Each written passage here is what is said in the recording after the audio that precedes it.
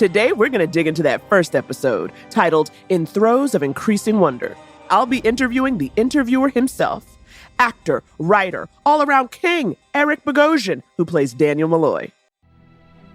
Eric, it is so nice to meet you. Thank you so much for coming on the podcast. Thank you, Naomi. It's great to be here. It's a real pleasure. This is huge, okay? We've never met, but let me tell you, I'm from New York City. You know I know you, honey. I know you. I know of you, okay?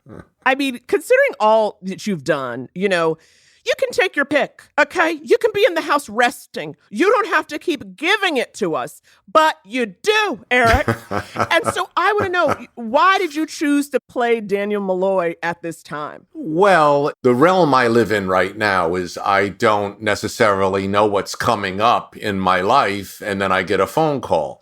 But this phone call came at a funny time because literally the day before I got the phone call, I had been thinking there's one thing left on my bucket list that I haven't done, and that's play a vampire.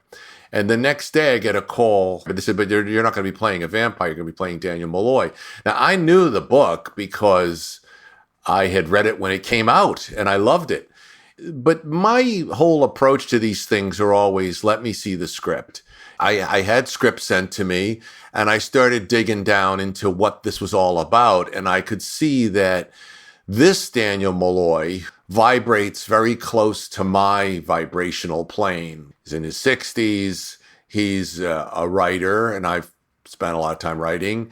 He had a moment, and now he feels that moment maybe has passed, and he's pondering his own mortality. So you asked what's motivating me. That was one part. Mm-hmm. The other part, and this is sincere, is that I'm a fan of Game of Thrones. And specifically, I was very interested in this Jacob Anderson guy and what he was doing on that show because people watch actors and they do things like they yell and scream at each other in a scene and they go, wow, that's great acting.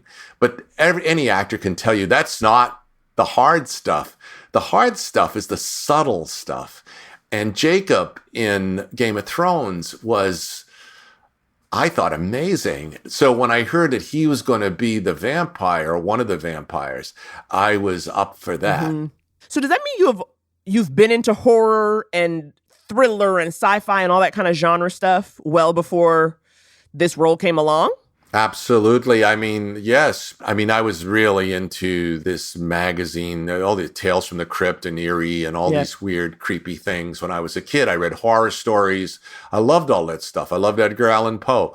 But the vampire thing calls to me.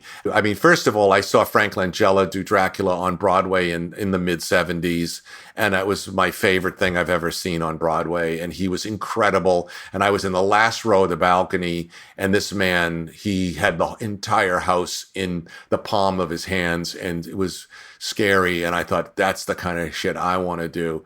I want to do what this guy's doing. Mm-hmm. I think there's something primal about blood and fangs and living forever. There's something sexual, particularly with regards to Anne Rice. There's this sex thing kind of going on all the time there. There's a sort of a rhythm to the sucking and everything. And it's like, whoa. But of course, it speaks to us.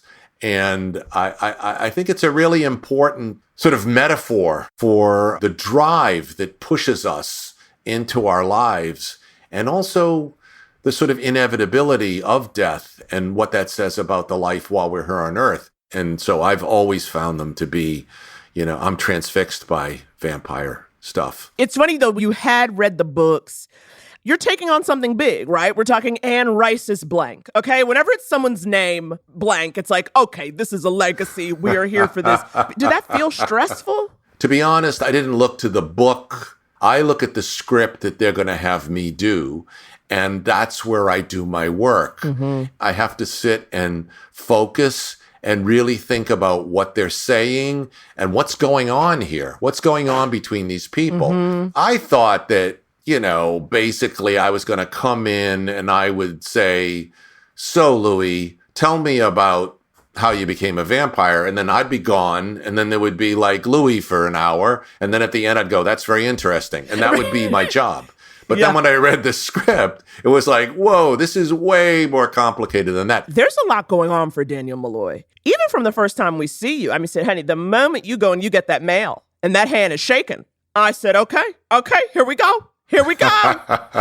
Well, a lot is being set up right in that moment. And especially what's going on when Daniel is meeting Louis again in Dubai, and it's dangerous.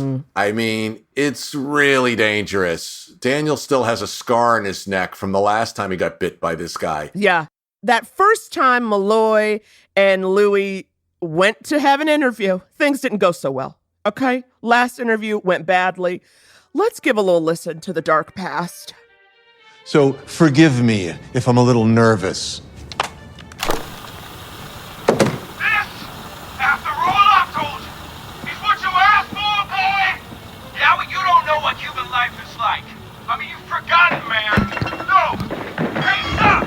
No! You were disrespectful. I was high. You were not worthy of my story then. Maybe your story wasn't worth telling. Whew. Whew. The past. The past. I think that Daniel, as written in the script, has said to himself, this is a chance to go back and do it right. I missed a big opportunity 40-something years ago, and now I'm going to go and I'm going to blow everybody's mind, and I'm going to get, another Pulitzer, and I'm going to grab that brass ring, and I'm going to make a lot of money.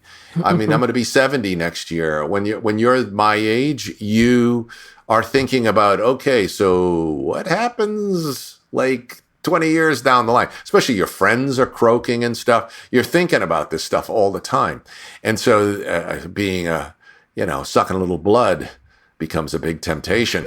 Well, you say that, as you get older, but I also think I'm not in my 70s, honey, but after the last 2.5 years, I'm thinking about the future too, right? We're all, I think, regardless of how old you are now, we have all been made to face mortality and isolation in a way that really does charge this story, and in particularly the relationship between Daniel and Louis. I mean, what I think is interesting is because you can obviously hear from Malloy, he is high. And then, of course, you say, I was high.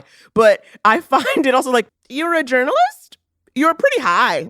I don't know how much journalistic work you were doing when you were high as a kite. Yeah, I mean, I think like anybody, whatever work you make, you go back and you look at what you did a long time before you go, oh, that's so amateur. Oh, I'm almost embarrassed. I was so sloppy then. Because I hear that tape and everything, I'm reminded of the young me. And you're not old enough to be at this place yet. But when you get to a certain point in your life, you can go back and look at the young you and you go, that's not even me. Is that me? I'm not that person anymore. I'm so different than that person. So there's a kind of a shocking feeling of I'm not that person, but in a way I kind of want to be that person still. Yet I remember how uncomfortable I was being that person, but I had all this energy and I was ready to rock every day. I got out of bed and I was like, where's it happening? I want to go. Yeah. Whereas now I get out of bed and it's where's the coffee? You're almost exclusively acting opposite Jacob Anderson, who plays Louis. Yeah. And as he tells his story, we see Jacob in flashback as he meets and he falls in love with Lestat, played by Sam Reed. Now, how much time did you all get to know each other before the cameras started rolling? We didn't do a huge amount of rehearsal, or at least I don't remember us doing a huge amount of rehearsal. We did rehearse. Jacob insisted on learning, memorizing, and saying to the camera every line he says on the show. So even if it's voiceover, he's saying all that stuff to the camera and to me. So I'm sitting there listening to him and looking into and I'm not going to give him anything halfway. We're going all the way if we're going to do this. So I'm deep in there with him, and he hypnotizes me. He's telling me these stories and I'm looking into his eyes and I have to kind of snap out of it. To fall into another actor's eyes and really have those moments, and it felt like we were there. For me, it's what it's all about. That's why I act. I act because I want to pretend. I like to pretend. And when I'm pretending all the way and we're going to this other place, it's like flying. It's like, it's not like anything else. I love it. It's my first love. I'm Daniel Malloy. It is 10:08 in the morning on June 14th, 2022. I'm in the penthouse apartment of the Al Sharaf Towers across from Mr. Louis Dupont Dulac. So, Mr. Dulac, how long have you been dead? You know, vampires, they have all these powers. They can do all these things. If you could have any vampire power, which one would it be for you? Well, this is besides immortality, you're saying. Yes, besides, right. Like, would you want to read minds? Yeah, I think the mind reading and holding somebody in your thrall through hypnosis is kind of classic Dracula stuff with those eyes and saying, you know, come to me, come to me. And I like necks. I'm a neck man, so it all makes sense. Yeah. Okay, you heard it here first, folks. Eric Bogosian, neck man, is what he said to us. Yeah. But it's so funny to me that you would say holding people in your thrall, because as someone who, you know, did a lot of solo shows, that was what you were doing. Well, I started acting when I was a kid, when I was in high school, and the connection between myself and the audience it's a fantastic feeling. I feel like I'm fully alive when I'm acting, more so than even in my day-to-day life. There's no second guessing. There's just be the guy that you are. And then if you can connect, which eventually I found a way to do on film and TV, it's intense. You know, the vibing with other actors, especially generous actors, talented, smart, generous actors like Jacob. We're just so lucky, very lucky. Yeah. And we, the audience, are so very lucky too. Eric, thank you so much for taking the time to chat with me, telling me all things Malloy.